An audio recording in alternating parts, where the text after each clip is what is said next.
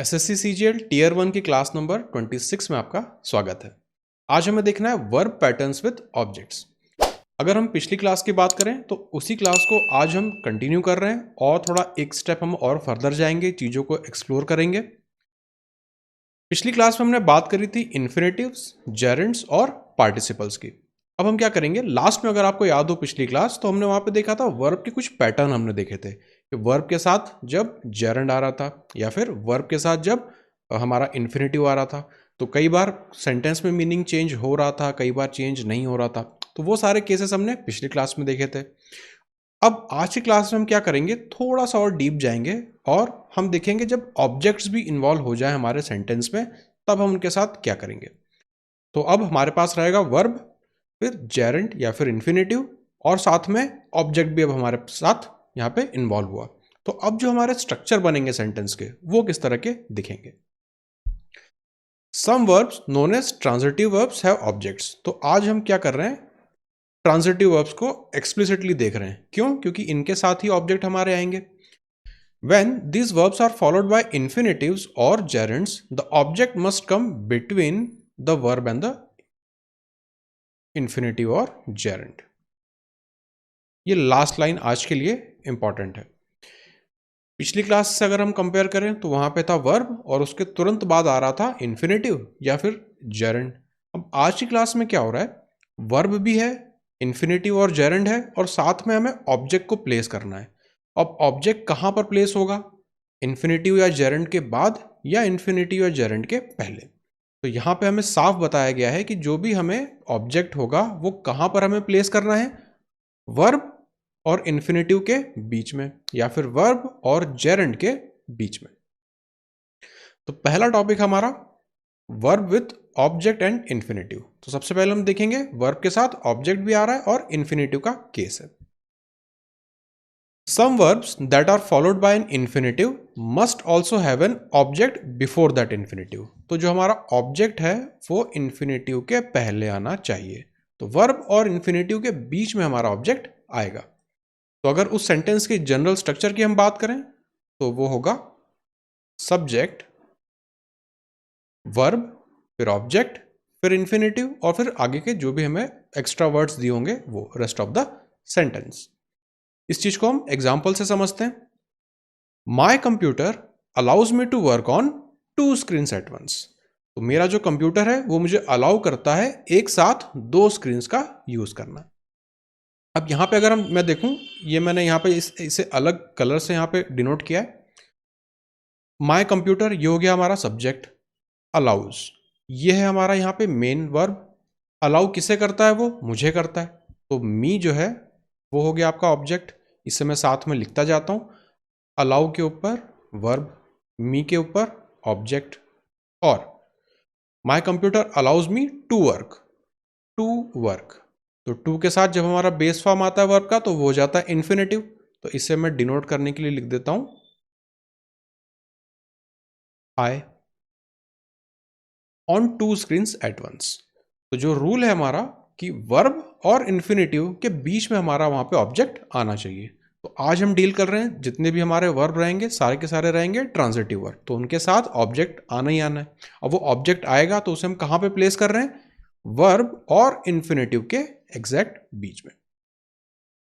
अब इस वाले सेंटेंस को एक बार आप रुक के क्या करिए, इस वाले रूल को हम वायलेट करके देखते हैं कि क्या होगा अगर हम इस रूल को फॉलो ना करें तो हमारा सेंटेंस कैसा दिखेगा, क्या वो प्रॉपर मीनिंग देगा या नहीं देगा। तो अगर इस ऑब्जेक्ट को मैं यहां से हटाऊं, मी को भी यहां से मैं हटाऊं और कहीं और प्लेस करके मैं देखता हूं, my computer allows to work me on 2 screen at once, एक पॉसिबिलिटी ये हो सकती है। दूसरा, my computer allows to work on 2 screen at once me. तो आप देखेंगे जो पिछले 2 सेंटेंस मैंने आपको भी बताया, कोई इनका मीनिंग नहीं निकल रहा, कोई सेंस नहीं आ रहा इन सेंटेंसेस का। इस वजह से हम ये वाला स्ट्रक्चर हमेशा फॉलो करेंगे, वर्ब, उसके बाद ऑब्जेक्ट, उसके बाद इन्फिनेटिव। और एग्जांपल्स को हम देख लेते हैं। रश्मि's brother wants her to turn down the television।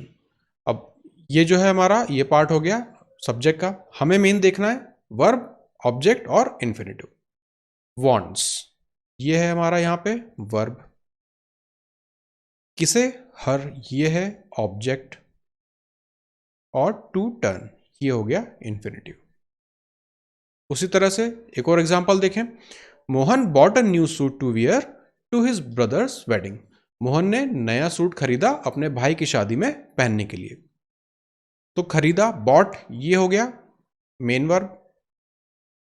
क्या खरीदा? नया सूट खरीदा, ये हो गया ऑब्जेक्ट।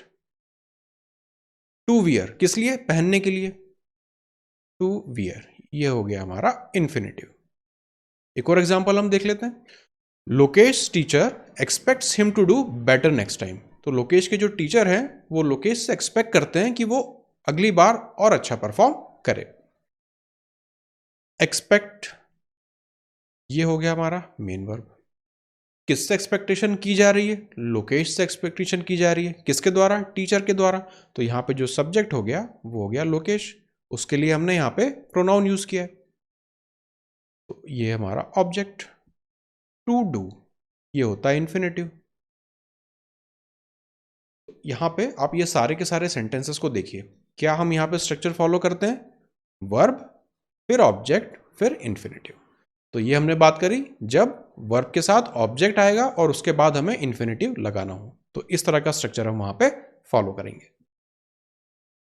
दूसरा, अब हम बात करेंगे जेरेंड की, कि जब वर्ब भी हो, मतलब ट्रांजिटिव वर्ब है तो उसके साथ ऑब्जेक्ट भी आएगा, और अब हमें जेरेंड को यहां पे यूज करना है। तो ऐसे सेंटेंसेस जहां पे जेरेंड यूज हो रहे होंगे वहां पे हम ऑब्जेक्ट को कहां प्लेस करेंगे?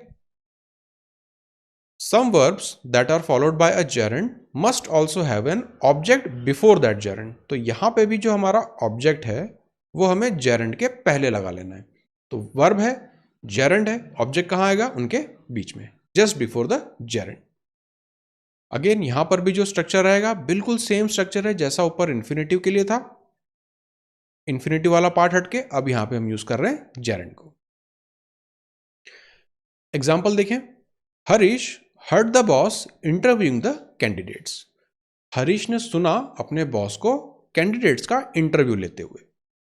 अब यहां पे जो वर्ब है, जो मेन वर्ब है, वो हो गया heard, इसे हम लिख देंगे मेन वर्ब। किसे सुना? बॉस को। तो हमारे जो बॉस हैं वो हो गए ऑब्जेक्ट। क्या करते हुए सुना? इंटरव्यू लेते हुए, ये हो गया हमारा जेरेंड। तो जो हमारा सेंटेंस का ऑब्जेक्ट रहेगा, अब ये हर्ड जो है ट्रांजिटिव वर्ब है, इसके साथ ऑब्जेक्ट आना चाहिए, तो द बॉस जो है वो इस सेंटेंस में हमारे ऑब्जेक्ट हैं। वर्ब के बाद या वर्ब और जेरेंड के पहले, जेरेंड के जस्ट पहले हम अपने ऑब्जेक्ट को प्लेस करते हैं। I don't like anyone talking to me while I am trying to study. मुझे पसंद नहीं है कि जब मैं पढ़ रहा हूं तब मुझसे कोई बात करे। तो आप देखेंगे यहां पे डोंट लाइक एनीवन टॉकिंग, तो क्लियरली टॉकिंग तो आपको दिख रहा है, जेरेंड है। अब मैं यहां कह रहा हूं मुझे पसंद नहीं कि कोई मुझसे बात करे, तो एनीवन जो है वो हमारा ऑब्जेक्ट है। डोंट लाइक, ये हमारा हो जाएगा यहां पे वर्ब, वर्ब का फ्रेज, वर्ब। तीसरा एग्जांपल हम देखें, आई can C her becoming an officer one day. अब यहां पे सी, ये हमारा वर्ब। किसे, किसके बारे में बात हो रही है? किसी लड़की के बारे में बात हो रही है जिसके लिए हमने प्रोनाउन यूज किया है हर, ये हो जाएगा ऑब्जेक्ट। बिकमिंग, बिकम का आईएनजी फॉर्म, बिकमिंग, ये हमारा हो गया जेरेंड। तो चाहे इन्फिनेटिव हो या जेरेंड हो, अगर वर्ब, ऑब्जेक्ट और इन्फिनेटिव या जेरेंड वाला पैटर्न फॉलो होगा तो हमेशा वर्ब और जेरेंड के बीच में हमारा ऑब्जेक्ट प्लेस होगा। तो जब भी हमारा ऐसे ट्रांजिटिव वर्ब रहेंगे जिनके साथ ऑब्जेक्ट आते हैं तो वो ऑब्जेक्ट हम अपने इन्फिनेटिव या जेरेंड के पहले प्लेस करते हैं, उसके पहले हम उसे यूज करते हैं, ना कि इनके बाद में। अब आप इनमें से कोई सा भी सेंटेंस ले लीजिए, मान लीजिए कि मैं थर्ड वाला सेंटेंस लेता हूं और इस वाले रूल को अब हम वॉयलेट करके देखते हैं कि क्या होगा अगर हम इस रूल को ना माने, हम ऑब्जेक्ट को कहीं और प्लेस करके देखें। ट्राई करते हैं। आई कैन सी, ऑब्जेक्ट को हमने यहां से हटाया, I can see becoming her an officer one day, या फिर I can see becoming an officer one day her. तो आप देखेंगे सेंटेंस मीनिंगलेस लग रहे हैं, ऐसे सेंटेंस आपने कहीं नहीं पढ़े होंगे। तो यही रीजन है कि आपने ऐसे गलत सेंटेंसेस कहीं नहीं पढ़े हैं, क्योंकि ये वाला पैटर्न हमेशा फॉलो होता है। तो जहां भी आप प्रिंटेड में पढ़ेंगे चीजों को, और इम्पॉर्टेंट है कि सही सोर्सेस से पढ़ें। तो जब सही सोर्सेस से आप पढ़ेंगे तो आपको हमेशा सेंटेंस इसी फॉर्मेट में आपको मिलेंगे, यही पैटर्न या यही स्ट्रक्चर फॉलो करते हुए दिखेंगे। तो अब देख रहे हैं, अगर पिछली क्लास से अब हम आज की क्लास को कंपेयर करें तो इन्फिनेटिव और जेरेंड वाले पार्ट को हम और एक स्टेप आगे फर्दर एक्सटेंड कर रहे हैं, क्योंकि हमें पता है कि जब भी इन्फिनेटिव या जेरेंड यूज होगा तो उसके साथ कोई दूसरा मेन वर्ब एसोसिएटेड होता है। अब हम यहाँ कहीं भी पार्टिसिपल की क्यों नहीं बात कर रहे हैं अभी तक, क्योंकि पार्टिसिपल अपने आप में एक मेन वर्ब की तरह ट्रीट हो जाता है, कर लेता है वो, इसलिए उसे हमें अलग से डील नहीं करना पड़ता। जेरेंड और इन्फिनेटिव के साथ मेन वर्ब चाहिए। अब मेन वर्ब आज की क्लास में क्या हो रहा है, ट्रांजिटिव टाइप का हमारा मेन वर्ब है, तो उसके साथ आएगा अब ऑब्जेक्ट। अब उस ऑब्जेक्ट का मैं क्या करूं, कहां पे प्लेस करूं, तो इसलिए आज हमें ये स्पेशल स्ट्रक्चर्स यहाँ पे देखने पड़ रहे हैं। अब एक चीज और, इन सेंटेंसेस को अगर आप देखें, ध्यान से देखें, तो इनमें कुछ भी अलग नहीं है, कुछ भी अनोखा नहीं है, कुछ भी स्पेशल नहीं है। ऐसे सेंटेंसेस आप पढ़ते आ रहे हैं हर जगह, आपको चाहे आप न्यूज़पेपर पढ़िए, आर्टिकल पढ़िए, कोई भी बुक पढ़िए, आपको इस तरह के सेंटेंसेस हर जगह दिखेंगे। लेकिन हम आइडेंटिफाई नहीं कर पाते उन चीज़ों को, हम देख नहीं पाते, हमें पता ही नहीं चलता कि वर्ब कहाँ पे आ रहा है या जेरेंड कहाँ पे आ रहा है, ऑब्जेक्ट कहाँ पे हम उसका प्लेस कर रहे हैं। तो अब जब आप पढ़ेंगे, जब भी आप सेंटेंसेस को पढ़ेंगे, तो आप एक्टिवली अपना दिमाग लगाएंगे उसमें कि अच्छा इस सेंटेंस में यहाँ पे वर्ब है, यहाँ पे हमारा ऑब्जेक्ट आ रहा है, इसके बाद जेरेंड आ रहा है या उसके बाद इन्फिनेटिव आ रहा है। इस वाले सेंटेंस में जेरेंड या इन्फिनेटिव के आने से कोई मीनिंग चेंज नहीं हो रहा, या इस तरह के सेंटेंसेस में चेंज हो रहा है। तो ये छोटी छोटी चीज़ें हैं जो अब से आपको ऑब्जर्व करनी है जब आप पढ़ेंगे। तो सिंपली आपको बस पढ़ते ही नहीं जाना है, उसमें जो जो चीज़ें हैं उन्हें आपको ऑब्जर्व करना शुरू करना है। इससे होगा क्या, इससे डेवलप होगा आपका कॉम्प्रहेंशन। जब कॉम्प्रहेंशन डेवलप हो जाता है तो हमारी डिपेंडेंसी ग्रामर पे कम हो जाती है। फिर होगा ये, मान लीजिए आपको ये जो स्ट्रक्चर है ऊपर लिखा हुआ है ये ना भी याद रहे, मान लीजिए आप भूल गए ये स्ट्रक्चर, लेकिन आपने इस तरह के सेंटेंसेस पढ़े हैं, आपको सेंटेंस पढ़ के मीनिंग तो आ रहा है ना, ये तो प्रॉपर मीनिंग हमें दे रहे हैं। जैसे मैंने यहाँ पे ट्राई किया था कि ऑब्जेक्ट को मैं कहीं और प्लेस करके देख रहा था, तो अटपटा सा लग रहा था, सही नहीं लग रहा था हमें। तो ऐसा क्यों हो रहा है, क्योंकि कॉम्प्रहेंशन डेवलप हो चुका है। इसीलिए जब हम गलत सेंटेंस पढ़ रहे हैं तो हम उसे आसानी से आइडेंटिफाई कर पा रहे हैं।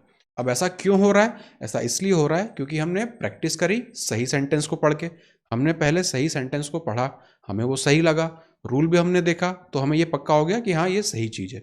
अब जब हमारे सामने गलत चीज़ पेश की गई, उसका स्ट्रक्चर बदल के देखा गया, ग्रामेटिकल उसमें एरर था, तो हम उसे तेजी से आइडेंटिफाई कर पाए। यही होता है कॉम्प्रहेंशन, यही आपको डेवलप करना है, इसी से आप एग्जाम में चीज़ों को फास्ट सॉल्व कर पाएंगे। और ग्रामर पे हमारी डिपेंडेंसी खत्म हो जाती है।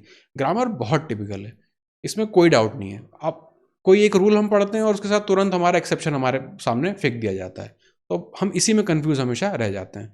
तो जब कॉम्प्रहेंशन आप डेवलप करेंगे, सही चीज़ों को पढ़िए, उन्हें ऑब्जर्व करिए और अपनी प्रैक्टिस में लाइए, इससे डेवलप होगा आपका कॉम्प्रहेंशन। बेनिफिट ये है, चीज़ें तेज़ी से सॉल्व होंगी, एफर्ट कम डालने पड़ेंगे और ग्रामर पे डिपेंडेंसी हमारी कम हो जाएगी, और वही हमें चाहिए भी। नेक्स्ट, अब हम बात करेंगे डबल ऑब्जेक्ट वर्ब्स की। अब हम बात कर रहे हैं डबल ऑब्जेक्ट वर्ब्स की। तो डबल ऑब्जेक्ट बेसिक वाली क्लास अगर आपने देखी होगी तो अगेन आपको समझ में आ गया होगा कि यहाँ पर हम बात करेंगे डायरेक्ट ऑब्जेक्ट और इनडायरेक्ट ऑब्जेक्ट की। अब सबसे ज़्यादा प्रॉब्लम यहाँ पर फेस होती है कि पहले हम डायरेक्ट ऑब्जेक्ट को प्लेस करें या हम पहले इनडायरेक्ट ऑब्जेक्ट को प्लेस करें। तो उस चीज़ को, उस प्रॉब्लम को आज हम इसमें सॉल्व करेंगे। The direct object is the person or thing that an action happens to. तो ये होगी डेफिनेशन हमारे डायरेक्ट ऑब्जेक्ट की।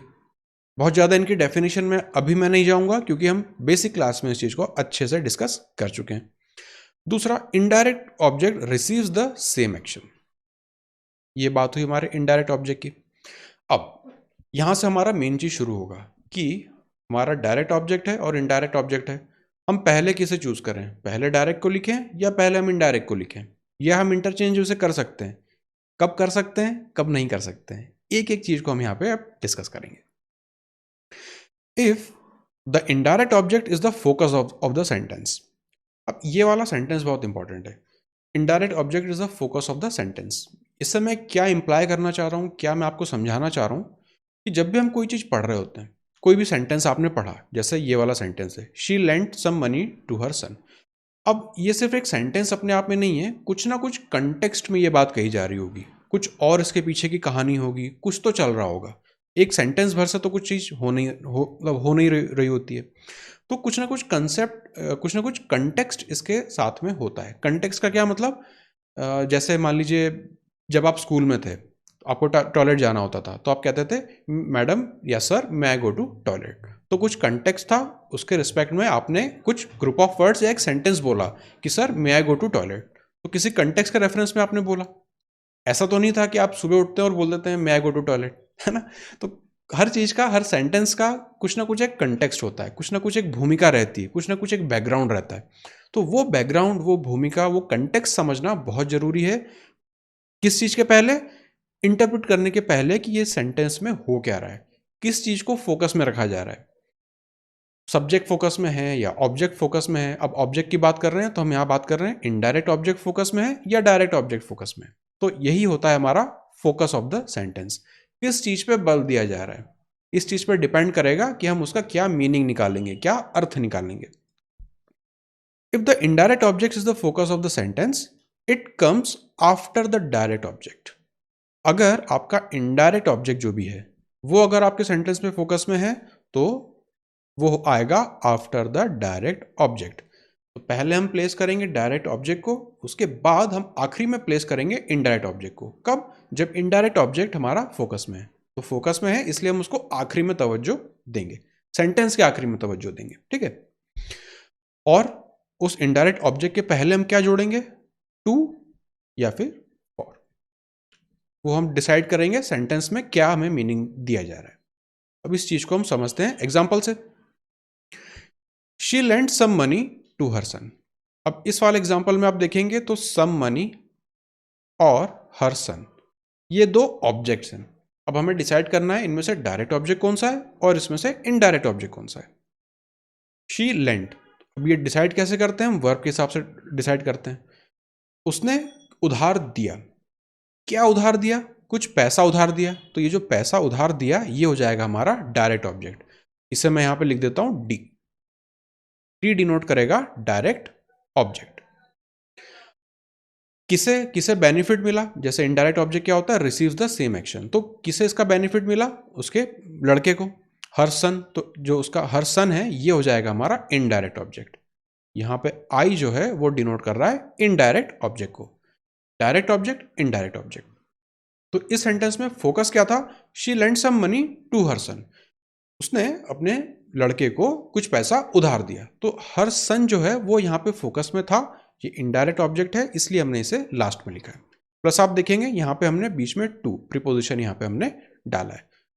कुछ सेंटेंस में जहाँ अप्रोप्रिएट होगा वहाँ हम फॉर यूज करेंगे। यहाँ पे अप्रोप्रिएट था टू इसलिए यहाँ पे टू यूज किया गया। अब इस सेंटेंस को अगर हम उल्टा करके लिखें, सेंटेंस उल्टा मतलब यहाँ पे हम जो डायरेक्ट इनडायरेक्ट ऑब्जेक्ट है इसे हम इंटरचेंज करके लिखना चाह रहे हैं। मतलब जो हमारा इनडायरेक्ट था उसे हम आगे लिखना चाहेंगे और जो डायरेक्ट था उसे हम बाद में लिखना चाहेंगे। तो सेंटेंस हमारा क्या बन जाएगा, she lent her son some money. यहाँ पे हर सन एक ऑब्जेक्ट हुआ, सम मनी दूसरा ऑब्जेक्ट हुआ। अगेन डायरेक्ट इनडायरेक्ट ऑब्जेक्ट तो यहाँ पे चेंज हो नहीं जाएगा क्योंकि क्या दिया जा रहा है, पैसा दिया जा रहा है। तो जो डायरेक्ट ऑब्जेक्ट है वो तो सम मनी ही रहेगा। इन किसे दिया जा रहा है, कौन रिसीव कर रहा है उस पैसे को, हर सन, ये रहेगा इनडायरेक्ट ऑब्जेक्ट। पर अगर आप इन दोनों सेंटेंसेस को देखें तो पहली बात, दोनों सेंटेंस सही है। तो आपको ये कंफ्यूजन में नहीं रहना है कि एक गलत है या दूसरा गलत है, दोनों सेंटेंस सही है। हम यहाँ पे सिर्फ डायरेक्ट ऑब्जेक्ट और इनडायरेक्ट ऑब्जेक्ट की प्लेसेस को इंटरचेंज करके लिख रहे हैं और ऐसा हम कर सकते हैं। She lent her son some money. तो हम इनडायरेक्ट ऑब्जेक्ट को आखिरी में कब लिखना पसंद करते हैं, जब हम उस इनडायरेक्ट ऑब्जेक्ट को कुछ फोकस में रखना चाहते हैं अपने सेंटेंस में। वो हमारे सेंटेंस में हम उसमें एम्फेसाइज करना चाहते हैं कि अच्छा उसके बेटे को पैसा दिया तो उसका बेटा यहाँ पे जो है वो फोकस में है, इसलिए हमने इनडायरेक्ट ऑब्जेक्ट को आखिरी में लिखा है। तो ये दो तरीके हैं सेंटेंसेस को लिखने के, जहाँ पे दो ऑब्जेक्ट होते हैं, डायरेक्ट और इनडायरेक्ट। दोनों तरीकों से आप सेंटेंस को लिख सकते हैं, कोई प्रॉब्लम इसमें नहीं है। The preposition is drop when the order of the object is reversed.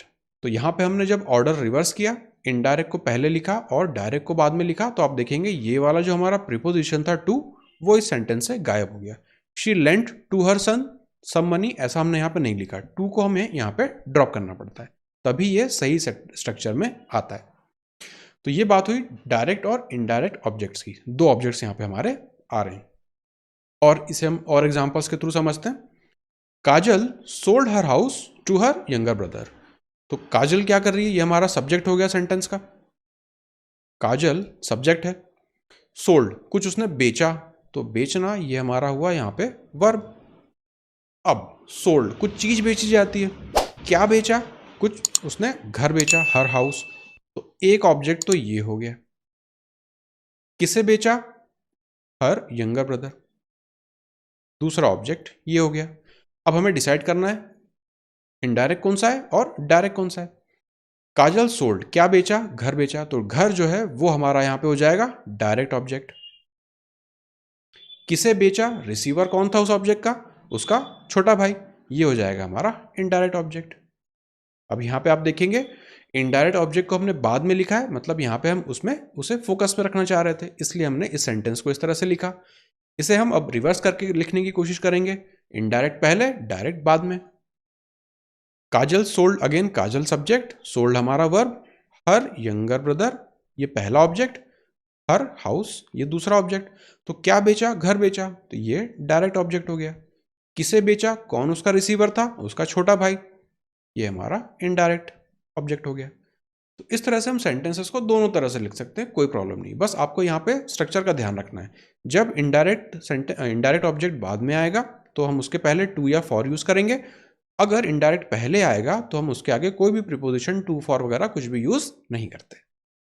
दूसरा sentence, Fatima bought a car for her parents. Fatima यहां पे सब्जेक्ट हो गई, बॉट खरीदा ये हमारा यहां पे मेन वर्ब हो गया। तो क्या खरीदा, अ कार, किसके लिए, पेरेंट्स के लिए। जो कार है वो हमारा डायरेक्ट ऑब्जेक्ट हो जाएगा, किसके लिए खरीदा, उस ऑब्जेक्ट का रिसीवर कौन है, उसके पेरेंट्स, वो हो गया इनडायरेक्ट ऑब्जेक्ट। इनडायरेक्ट के पहले आप देखेंगे कि यहाँ पे प्रीपोजिशन आपको दिख जाएगा, यहाँ पे फॉर अप्रोप्रिएट था तो के लिए खरीदा, इसलिए हम फॉर यहाँ पे यूज कर रहे हैं।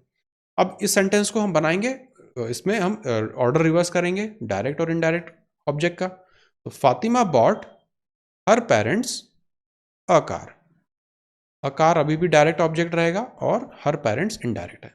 तो इस वाले सेंटेंस में आप देखिए और ये वाला सेंटेंस आप देखिए, यहाँ पे ऑर्डर था डायरेक्ट ऑब्जेक्ट फिर इनडायरेक्ट, तो उसका हमने रिवर्स करके लिखा। यहाँ पर भी ऑर्डर था डायरेक्ट और इनडायरेक्ट, फिर उसका हमने रिवर्स करके लिखा। तो बताना मैं ये चाह रहा हूँ कि आप सेंटेंस को दोनों तरह से लिख सकते हैं, या सेंटेंस आपके सामने दोनों तरीके से पेश होके आ सकते हैं। हो सकता है पहले डायरेक्ट ऑब्जेक्ट हो बाद में इनडायरेक्ट हो, या पहले इनडायरेक्ट हो बाद में डायरेक्ट हो। अब कैसे हम आइडेंटिफाई करेंगे, तो पहली चीज़ तो आपने बेसिक क्लास में सीखी ही है कि डायरेक्ट ऑब्जेक्ट क्या होता है, इनडायरेक्ट क्या होता है, अभी हमने देख भी लिया वो। अब इनडायरेक्ट ऑब्जेक्ट जब भी बाद में प्लेस होता है तो आप देखेंगे उसमें टू या फॉर आपको दिख जाएगा, तो ये भी तरीका है उसे एक तरह से पहचानने का। दूसरा, जब रिवर्स ऑर्डर होगा, इनडायरेक्ट आगे होगा, तो आपको कहीं पर भी कोई टू या फॉर या प्रीपोजिशन वहां पे नहीं दिख रहा होगा। तो इस तरह से भी हम आइडिया लगा सकते हैं कि अच्छा इसमें इनडायरेक्ट पहले आया है और डायरेक्ट बाद में आया है। बहुत सारे तरीके हैं चीज़ों को देखने के। जब आप अलग अलग चीज़ों को देखेंगे बाद में, जब आप उसे कंबाइन करेंगे, तब इस तरह से आपको चीज़ें दिखने लगेंगी। अब हमने ऊपर बात करी थी कि जब भी डबल ऑब्जेक्ट आ रहे थे, डायरेक्ट और इनडायरेक्ट आ रहे थे, तो हम उन्हें इजीली इंटरचेंज करके लिख पा रहे थे। तो ऊपर अब आप देखेंगे क्या हो रहा है, प्रोनाउन यूज में नहीं आ रहे थे, कहीं पर भी प्रोनाउन यूज में नहीं आ रहे थे, नाउन्स में ही हम यहाँ पे काम कर रहे थे। अब जब प्रोनाउन आ जाता है ना, तब यहाँ पे थोड़ी सी हमारे पास लिमिटेशन हो जाती है। क्या लिमिटेशन हो जाती है, if the direct object is a pronoun, अगर, ये पहली कंडीशन है, अगर जो डायरेक्ट ऑब्जेक्ट है वो प्रोनाउन है। इन सेंटेंसेस में आप डायरेक्ट ऑब्जेक्ट देखिए किसकी बात कर रहा हूं मैं। तो अगर वो डायरेक्ट ऑब्जेक्ट प्रोनाउन है, it must come before the indirect object, must आना ही आना है। तो ये हमारे सामने एक ऑब्लिगेशन हो गया, ये हमें फॉलो करना पड़ेगा कि डायरेक्ट ऑब्जेक्ट अगर प्रोनाउन हुआ सेंटेंस में, तब उसे हमें इनडायरेक्ट के पहले लिखना पड़ेगा, मतलब इनडायरेक्ट वाले को हमें अल्टीमेटली बाद में लिखना पड़ेगा। इस चीज को आप एग्जाम्पल से समझिए, she lent it to her son. अब जैसे ऊपर वाले एग्जाम्पल से अगर हम कंपेयर करें, यहां पे था सम मनी, पर यहां पे हमने उसकी जगह क्या यूज कर लिया, प्रोनाउन यूज कर लिया, इट। एक ऑब्जेक्ट ये हो गया, दूसरा ऑब्जेक्ट ये हो गया, सेंटेंस एग्जैक्टली ऊपर वाला ही है। She lent it to her son, अब इट क्या है, ये हमारा यहाँ पे कुछ लेंड किया, कुछ उधार दिया। क्या उधार दिया? इट, जो कि करस्पॉन्ड किसे कर रहा है? सम मनी को। तो ये हो गया हमारा डायरेक्ट ऑब्जेक्ट। किसे दिया? रिसीवर कौन है उस डायरेक्ट ऑब्जेक्ट का? हर सन। तो ये हो गया इनडायरेक्ट ऑब्जेक्ट। ये सेंटेंस अब हमारा सही है। क्यों? क्योंकि ये वाले इस रूल को फॉलो कर रहे हैं। The direct object is a pronoun, तो डायरेक्ट ऑब्जेक्ट यहाँ पे प्रोनाउन है। It must come before the indirect object, तो इनडायरेक्ट ऑब्जेक्ट के पहले वो आ भी रहा है। तो जब भी प्रोनाउन वाले केसेस बनेंगे डायरेक्ट और इनडायरेक्ट के ऑब्जेक्ट में, तब आपको ये चीज़ बहुत ध्यान रखनी है, अगर प्रोनाउन आया तो डायरेक्ट ऑब्जेक्ट आपको आगे लिखना ही लिखना है, वो आपकी फिर मजबूरी हो जाएगी। तो सेंटेंस आपका इसी तरह से दिखना चाहिए विथ प्रोनाउन। अगर प्रोनाउन ना होता तो हम इंटरचेंज करके लिख सकते थे, कोई प्रॉब्लम नहीं होती। अब इसी सेंटेंस को हम इस वाले रूल को वायलेट करके लिखेंगे कि क्या हो अगर हम इस रूल को फॉलो ना करें, तब हमें सेंटेंस कैसा दिखेगा? She lent her son it. अब हर सन ये हमारा एक ऑब्जेक्ट, इट ये हमारा दूसरा ऑब्जेक्ट था। तो डायरेक्ट वाला कौन सा था? इट। इनडायरेक्ट कौन सा था? हर सन। अब ये सेंटेंस आपको मीनिंग दे रहा है क्या? She lent her son it. ये हो गया गलत। क्यों गलत हुआ? इस वाले रूल को फॉलो करके।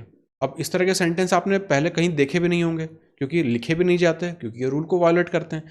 तो इसलिए हमें समझ में आ रहा है कि ये वाला स्ट्रक्चर्स हमें फॉलो नहीं करने हैं। क्यों नहीं करने हैं, उसका रूल भी हमने यहाँ पे स्पेसिफिकली देख लिया। अब दूसरा केस, यहां तो हमने ऊपर बात करी थी किसकी? अगर डायरेक्ट ऑब्जेक्ट प्रोनाउन है तो क्या हो अगर इनडायरेक्ट ऑब्जेक्ट प्रोनाउन हो, क्या तब भी हमारे सामने कोई ऑब्लिगेशन रहेगा? If indirect object is a pronoun, अगर इनडायरेक्ट ऑब्जेक्ट प्रोनाउन है, इट कैन कम बिफोर और आफ्टर द डायरेक्ट ऑब्जेक्ट। मतलब अब हमें उससे कोई फर्क नहीं पड़ता। अगर इनडायरेक्ट ऑब्जेक्ट प्रोनाउन है तो हम चाहे उसे पहले भी यूज कर सकते हैं, चाहे हम उसे बाद में भी यूज कर सकते हैं। उससे सही गलत हमारे सेंटेंस में कोई फर्क नहीं पड़ता। एग्जाम्पल में हम इसे देख लेते हैं। She lent some money to him.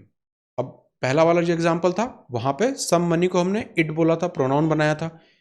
यहां पे क्या था? हर सन। अब यहां पे हर सन को हम किससे, उसके लिए हम एक प्रोनाउन यूज कर रहे हैं जो कि है हिम। सम मनी और हिम। अगेन यहां पे डायरेक्ट ऑब्जेक्ट क्या होगा? कुछ उधार दिया। क्या उधार दिया? कुछ पैसा उधार दिया। तो ये बन गया हमारा डायरेक्ट ऑब्जेक्ट। किसे उधार दिया? कौन है उसका रिसीवर? हिम, जो कि डिनोट कर रहा है उसके लड़के को। तो ये बन गया हमारा इनडायरेक्ट ऑब्जेक्ट। ये हमारा पहला तरीका। अगर हम इसे इस वाले ऑर्डर को रिवर्स करके लिखें तो she lent him some money. Some money यहां पे डायरेक्ट ऑब्जेक्ट, हिम हमारा इनडायरेक्ट ऑब्जेक्ट। अब यहां पे ये वाला सेंटेंस सही, ये वाला सेंटेंस भी सही। क्यों? क्योंकि इनडायरेक्ट ऑब्जेक्ट जो है, जो कि है हिम, हर सन को जो डिनोट कर रहा है, वो उसकी जगह अगर हम प्रोनाउन यूज कर रहे हैं तो वो डायरेक्ट ऑब्जेक्ट के पहले भी आ सकता है, डायरेक्ट ऑब्जेक्ट के बाद में भी आ सकता है। इसलिए दोनों स्ट्रक्चर यहां पे सही है।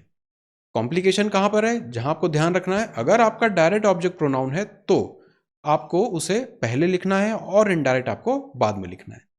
तो ये आज हमने इसमें देखा डायरेक्ट इनडायरेक्ट ऑब्जेक्ट जो हैं उन्हें हम किस तरह से प्लेस करते हैं एक सेंटेंस में।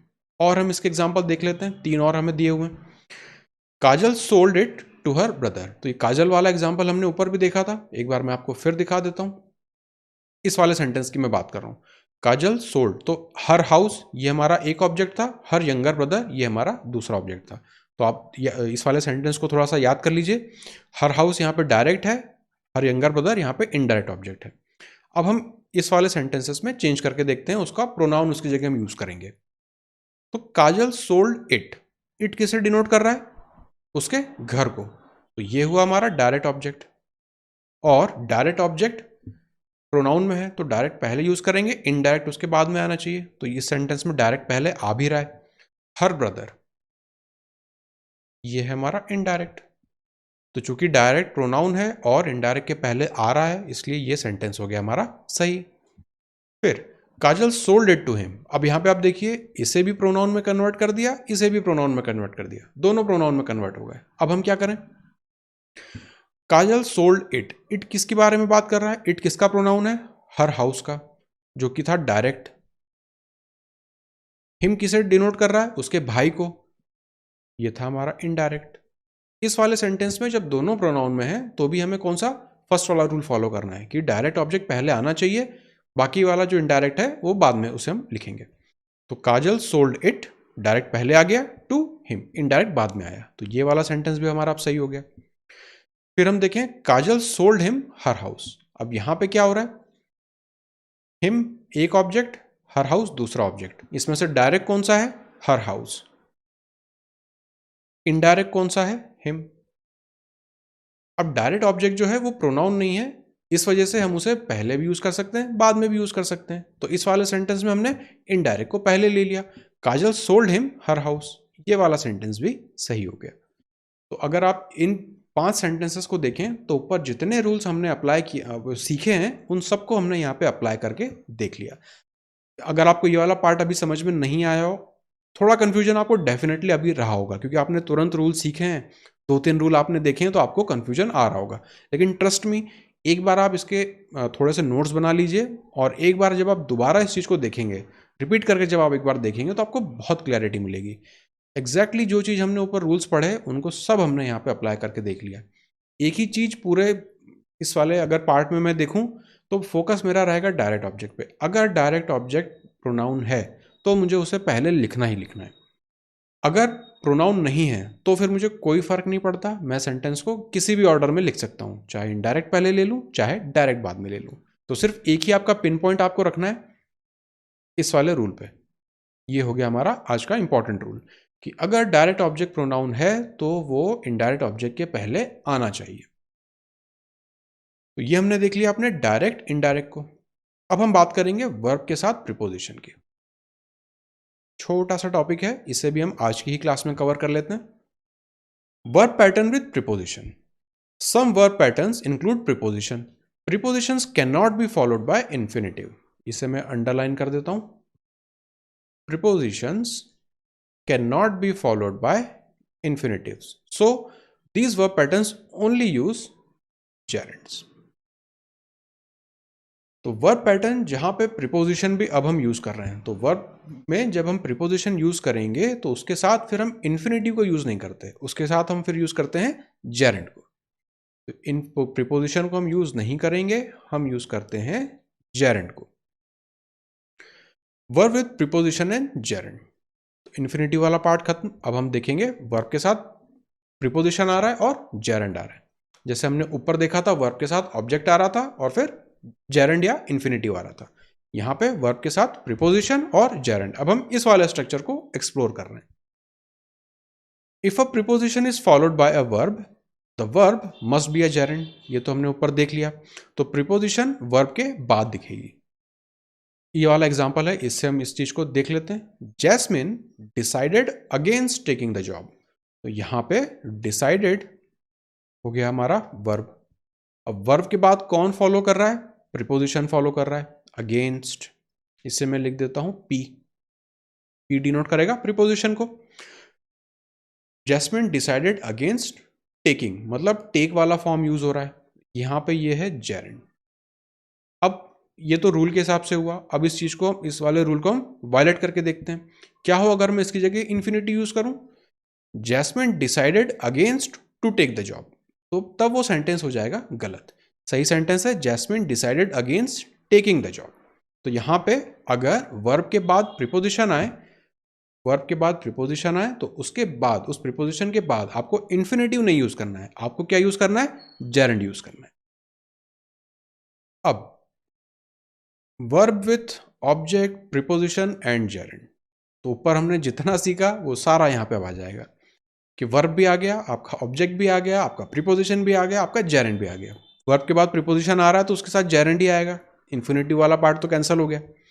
अब if a verb takes an object, that object must come between the verb and the preposition. तो स्ट्रक्चर वाइज आप देखिए क्या क्या चेंजेस आ रहे हैं। पिछली क्लास में हमने देखा वर्ब और प्रीपोजिशन और आपका जेरेंड या इन्फिनेटिव, सिंपल सा स्ट्रक्चर हो गया। फिर आज हमने शुरुआत में देखा वर्ब, फिर ऑब्जेक्ट, फिर इन्फिनेटिव या जेरेंड। अब हम और आगे एक्सप्लोर किए, प्रीपोजिशन को भी हमने इसमें ले लिया। तो हमने देखा कि अगर प्रीपोजिशन आ रहा है वर्ब के बाद तो फिर इन्फिनेटिव भाई साहब तो नहीं आने वाले, तो उनको हमने हटा दिया। हमें पता है जेरेंड बचा। अब हमने यहाँ पे क्या किया कि अच्छा वर्ब, प्रीपोजिशन और जेरेंड ले लिया, अब आप इसमें ऑब्जेक्ट भी हमें लेके दिखाओ। तो ठीक है, if a verb takes an object, that object must come between the verb and the preposition. तो वर्ब और प्रीपोजिशन के बीच में आपको उस ऑब्जेक्ट को रखना है, ना कि प्रीपोजिशन और जेरेंड के बीच में। दो एग्जांपल्स हैं, इन्हें हम देख लेते हैं। He congratulated her on winning the competition. अब आप देखेंगे कॉन्ग्रेचुलेटेड, ये हो गया हमारा मेन वर्ब। किसे कॉन्ग्रेचुलेट किया? हर, कोई लड़की है उसे आपने कॉन्ग्रेचुलेट किया। फिर ऑन, ये हमें क्या बता रहा है? प्रीपोजिशन। और विन का आईएनजी फॉर्म विनिंग। तो हर हो गया हमारा ऑब्जेक्ट, ऑन हो गया हमारा प्रीपोजिशन, विनिंग हो गया हमारा जेरेंड। तो जो हमने ऊपर स्ट्रक्चर देखा वही हमें यहाँ पे फॉलो होता हुआ दिख रहा है। पहले आया वर्ब, फिर उसके बाद आया ऑब्जेक्ट, फिर आया प्रीपोजिशन। तो वर्ब और प्रीपोजिशन के बीच में आपको यहाँ पे ऑब्जेक्ट प्लेस करना है। और प्रीपोजिशन यूज हुआ है वर्ब के बाद, तो हमें पता है इन्फिनेटिव का रोल खत्म, हमें यहाँ पे यूज करना पड़ेगा जेरेंड को। He congratulated her on winning the competition. दूसरा example, Heena stopped her dog from running away. अब आप देखेंगे स्टॉप्ड हमारा मेन वर्ब हो गया, हर डॉग ये हमारा ऑब्जेक्ट है,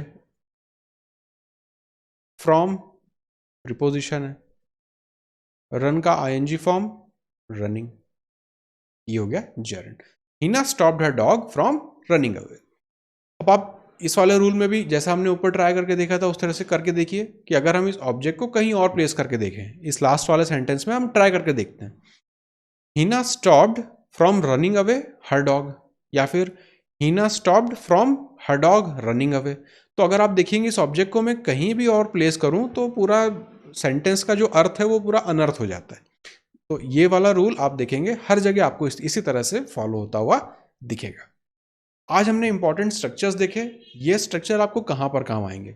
अब हैं तो ये स्ट्रक्चर्स ग्रामेटिकल पार्ट है, लेकिन इन्हें आपको कन्वर्ट कर लेना है अपने कॉम्प्रहेंशन में। इन चीज़ों की आपको इतनी प्रैक्टिस हो जानी चाहिए बिल्कुल आपको देखते ही।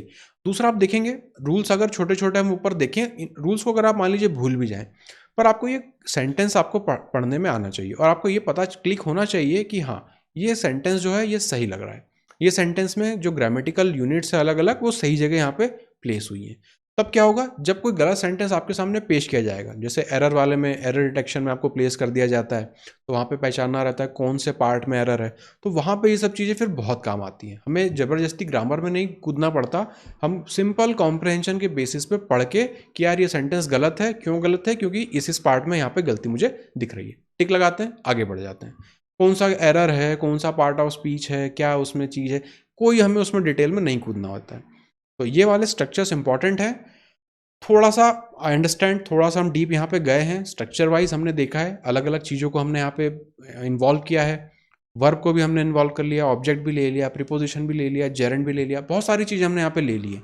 लेकिन सेंटेंसेस आप देखिए बिल्कुल भी यहाँ पे कॉम्प्लेक्स नहीं है, सेंटेंस बहुत मीनिंगफुल हैं, बहुत नॉर्मल से हैं। ऐसे सेंटेंसेस आप हर जगह हर वक्त आराम से पढ़ते ही होंगे, हर जगह आपको ये दिखेंगे। तो जब भी आपको अब से ये सेंटेंसेस इस तरह से दिखें कहीं पर भी किसी भी फॉर्म में, तो वहाँ पे आप थोड़ा थोड़ा सा अप्लाई करना कोशिश कीजिएगा, आइडेंटिफाई करना कि हाँ यार यहाँ पे ये वर्ब आ रहा है, फिर कुछ जेरेंड मुझे दिख रहा है, ओके प्रीपोजिशन भी आ गया, मतलब वर्ब जो है वो ऑब्जेक्ट जो है वो वर्ब और प्रीपोजिशन के बीच में कहीं दिखना चाहिए, तो अच्छा ऑब्जेक्ट भी आ रहा है, सही है। तो इस तरह से थोड़ा थोड़ा सा आप कॉम्प्रहेंशन में उतरना शुरू कीजिए। फायदा कहाँ पे होगा? देखिए, अगर पूरे एसएससी की एग्जाम की बात करूं, खासकर टीयर 2 की अगर मैं बात करूं, टीयर 2 की अगर हम बात करें 200 क्वेश्चन उसमें आपके होते हैं। ओवरऑल आप पैसेज आपको मिलेगा, क्लोज टेस्ट आपको मिलेगा, आपके जम्बल्ड सेंटेंसेस रहते हैं, रीअरेंजमेंट करना पड़ता है वो रहता है, एक्टिव पैसिव है, और आपका डायरेक्ट इनडायरेक्ट है। और सबसे ज़्यादा इंपॉर्टेंट जो सबसे टफ भी रहता है वो होता है आपका जहाँ पे आपको एरर जो रहता है वो आइडेंटिफाई नहीं करना है, जबकि सेंटेंस करेक्शन वाले जो क्वेश्चन रहते हैं, क्योंकि वो बहुत बहुत माइन्यूट डिटेल वहाँ पे चेंज में रहती है। तो सेंटेंस इंप्रूवमेंट वाले जो क्वेश्चन रहते हैं वो ग्रामेटिकली सबसे टफ माने जाते हैं। तो ये सब वो चीज़ें हैं जहाँ पे ग्रामर कम यूज़ होगी, कॉम्प्रहेंशन ज़्यादा यूज़ होगा। अगर फॉर एग्जाम्पल कैसे पहचाने कि आपका ग्रामर वीक है या फिर आपका कॉम्प्रहेंशन वीक है? अगर आपको पैसेज सॉल्व करने में प्रॉब्लम होती है, क्लोज टेस्ट सॉल्व करने में प्रॉब्लम होती है, सेंटेंस रीअरेंजमेंट वाले क्वेश्चन सॉल्व करने में प्रॉब्लम होती है, इस तरह के जो क्वेश्चंस हैं, इन वाले पार्ट में अगर आपको प्रॉब्लम होती है सॉल्व करने में, तो आपको अपने कॉम्प्रहेंशन पे ज़्यादा काम करना है। वो वाला पार्ट आपका वीक है, इसी वजह से आप इन क्वेश्चंस को सॉल्व करने में प्रॉब्लम फेस कर रहे हैं, या फिर आपको टाइम ज़्यादा लग रहा है, तो उसका कारण है आपका कॉम्प्रहेंशन में थोड़ा सा वीक होना। तो प्रॉब्लम आपको आइडेंटिफाई करनी है आपकी प्रिपरेशन में कहाँ पर है। ग्रामर में हर कोई ग्रामर पढ़ रहा है, पता नहीं, मुझे भी नहीं पता क्यों हर कोई इतना ग्रामर पढ़ रहा है। ग्रामर का पोर्शन 30% है आपकी ओवरऑल, अगर आप टेस्ट में देखें तो। और उस ग्रामर को भी सबके पास वो 100-120 रूल्स के सारे रूल सबको पता है। एग्ज़ाम के पहले कुछ दिनों पहले से पढ़ना शुरू करते हैं और उन रूल्स को याद करके एग्ज़ाम में जाते हैं, वैसे ही स्ट्रक्चर दिखते हैं, टिक मार के आ जाते हैं। तो ग्रामर बहुत आसान है, हर कोई उसे कर लेता है। प्रॉब्लम आती है, रियल प्रॉब्लम आती है कॉम्प्रहेंशन में। पैसेज क्या करेंगे आप पैसेज में, कौन सा आप ग्रामर उसमें लगाएंगे, है ना? कर ही नहीं सकते। सेंटेंस में क्या ग्रामर उसमें आप लगेंगे, मीनिंग समझ में आना चाहिए कि किस सेंटेंस को मैं किसके बाद प्लेस करूँ। क्लोज टेस्ट में कुछ छोटे छोटे पार्ट्स को छोड़ दें तो अगेन वहाँ पे पता ही नहीं चलता कि क्लोज टेस्ट जा किस फॉर्म में रहा है, क्या वहाँ पे सेंस दिया जा रहा है, क्या फोकस है हमारे वहाँ पे सेंटेंसेस में, या सेंट्रल लाइन है क्लोज टेस्ट की। तो ये सब चीज़ें प्रॉब्लम है कॉम्प्रहेंशन की। तो कॉम्प्रहेंशन वाली चीज़ों पर आप काम कीजिए। जो तरीके से मैं पढ़ा रहा हूँ, जो सेंटेंसेस मैं आपको दे रहा हूँ, ये इसी वजह से मैं आपको दे रहा हूँ। ग्रामर में कम से कम रखना चाहता हूँ, कॉम्प्रहेंशन में ज़्यादा से ज़्यादा रखना चाहता हूँ। उसी से आप फास्ट सॉल्व करेंगे, ग्रामर पे डिपेंडेंसी आपकी कम हो जाएगी और कंफर्टेबल आपको फील होगा। ग्रामर बहुत टिपिकल रहती है, पढ़ना बहुत ज़्यादा प्रॉब्लम है, कम समय में ग्रामर पढ़ना तो और ज़्यादा प्रॉब्लम है। लेकिन कॉम्प्रहेंशन ईजी है, क्योंकि हम चीज़ों को पढ़ते हैं, हमारे सामने सेंटेंसेस हमें दिए जाते हैं, हमें पैसेज दिए जाते हैं, हमें पैराग्राफ दिए जाते हैं। ये सब क्या है, पढ़ के हमें समझना रहता है। तो सारे कॉम्प्रहेंशन के ये पार्ट हैं। तो आई होप कि ये लेक्चर्स आपके काम आ रहे होंगे, चीज़ें आपको समझ में आ रही होंगी। मैं स्टेप बाय स्टेप ही चल रहा हूँ, चीज़ों को एक एक करके हम देख रहे हैं, अलग अलग चीज़ों को हम इन्वॉल्व करके देख रहे हैं कि सेंटेंस में क्या चेंज आ रहे हैं, स्ट्रक्चर में क्या चेंज आ रहे हैं, क्या हमें करना है, किस चीज़ से हमें बचना है। तो ये सारी थोड़ा सही तरीका है एग्ज़ाम के लिए, इस तरह के एग्ज़ाम के लिए प्रिपेयर करने का। तो आज की क्लास को हम यहीं पर ख़त्म करते हैं, मिलते हैं अगली क्लास में।